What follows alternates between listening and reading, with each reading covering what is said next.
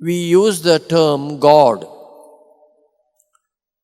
but the word God has a different connotation and meanings in different religions. Some religions have crores of gods.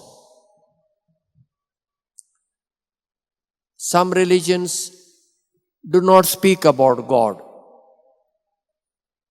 They speak you have to lead a good life. Good means based on morality, but they don't speak about God. Some religion, there are two gods, a good God and a bad God, and constantly there is a fight between them. For Jews, there was only one God, Almighty God. They didn't even utter the name of God. Therefore they said Yahweh, Elohim. Oh, I saw the angel of the Lord.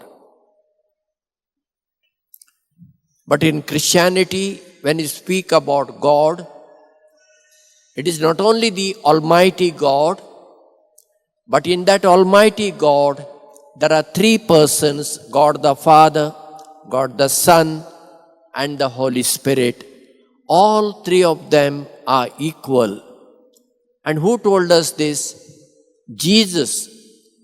Because of Jesus, we know that God is a triune God, Trinity.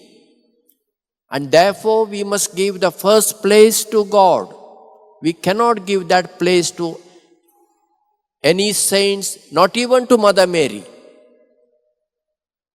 Triune God deserves and expects our supreme love, service, and reverence.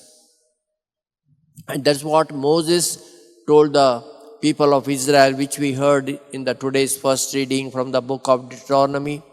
Moses tells them, love your God from your heart and your soul. Serve Him alone because He has done so many things for you.